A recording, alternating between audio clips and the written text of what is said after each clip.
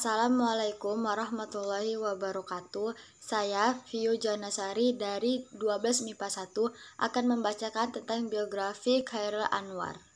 Chairil Anwar adalah seorang penyair terkemuka di Indonesia yang sudah melahirkan 94 tulisan yang terdiri atas 70 saja asli, 4 saduran, 10 sajak terjemahan, 6 prosa asli, dan 4 prosa terjemahan. Chairil Anwar lahir pada tanggal 26 Juli 1922 di Medan, Sumatera Utara.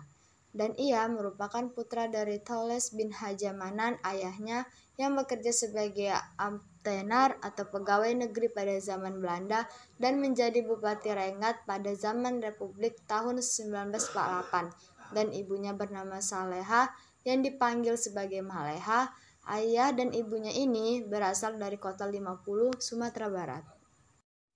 Chairil Anwar sangat beruntung karena pamannya ialah mantan Perdana Menteri Republik Indonesia yaitu Sultan Syahrir yang memiliki banyak buku termasuk buku-buku sastra mutakhir. Dari buku-buku milik pamannya itulah Chairil berkenalan dengan sastrawan dunia seperti Shulerhoff, Marsman, Terburg, dan lain-lain. Selain buku-buku sastra, Chairil juga suka baca buku tentang kesenian seperti seni lukis. Chairil Anwar bersekolah atau mengenyam pendidikan saat sekolah dasar di Hollands Inland School atau sekolah dasar untuk kaum pribumi di Medan. Setelah tamat, Chairil Anwar meneruskan pendidikannya ke Mir Utrecht Lager Onderwijs atau MULO di Medan, tetapi saat sekolah di MULO hanya satu kelas saja.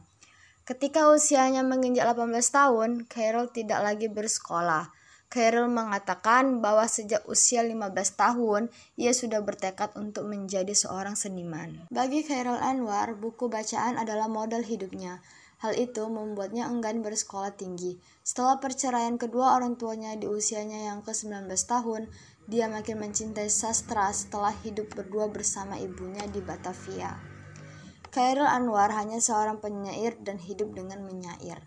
Dia mendapat uang dari hasil menulis saja. Pada bulan Januari hingga Maret 1948, ia bekerja menjadi redaktur majalah Gema Suasana. Namun, karena merasa tidak puas, ia mengundurkan diri dari pekerjaan itu. Nama Chairil mulai terkenal dalam dunia sastra saat dimuatnya karya sastra pertamanya, yaitu puisi yang berjudul Nisan, tahun 1942, yang terinspirasi dari kematian neneknya. Saat pertama kali mengirimkan puisi-puisinya di dalam majalah Pandi Pustaka untuk dimuat, banyak ditolak karena dianggap terlalu individualistis dan tidak sesuai dengan semangat kawasan kemakmuran bersama Asia Timur Raya. Puisi-puisinya pun beredar di atas kertas murah dan tidak diterbitkan hingga tahun 1945. Selama periode ini, Chairil banyak bergaul, dan bertukar ide dengan penulis-penulis lainnya. Ia kemudian menjadi pemimpin di antara mereka dan mendirikan majalah Gema Galangga. Satu-satunya ciri umum dari semua karya Chairil Anwar adalah intensitas yang mencerminkan semua aspek kehidupannya. Puisi-puisi buatannya, meskipun terkadang terlihat mengembirakan, umumnya mencerminkan ketakutan dan kematian atau depresi. Pembaharuan yang dilakukan Chairil Anwar telah mendobrak aturan-aturan kaku yang menghalangi kebebasan pribadi. Ia ingin menjadi manusia wajar yang merdeka mengeluarkan pendapat. Maka dari itu, Chairil Anwar disebut pelopor angkatan 45. Chairil Anwar menikah dengan Hapsa, seorang putri Haji Wirarajo pada tanggal 6 September 1946 di Karawang.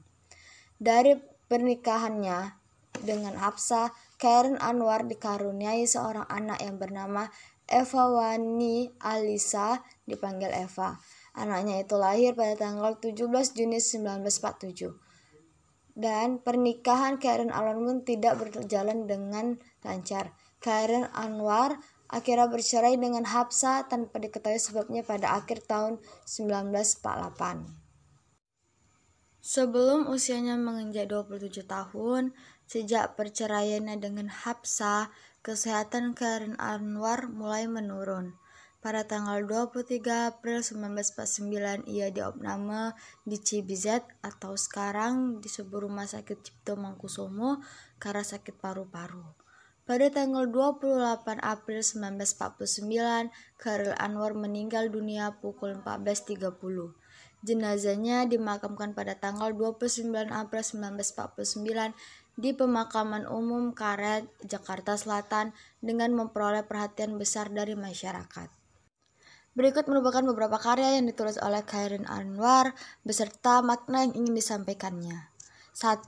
Puisi yang berjudul Aku. Pesan yang ingin Chairil Anwar sampaikan melalui puisi Aku adalah kegigihan dan semangat perjuangan untuk membebaskan diri dari penjajahan.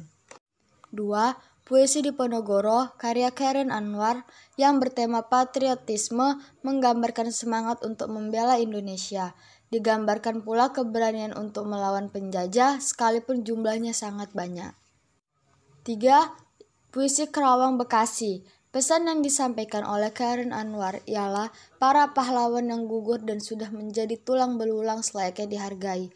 Salah satu caranya adalah dengan melanjutkan perjuangan mempertahankan negeri ini.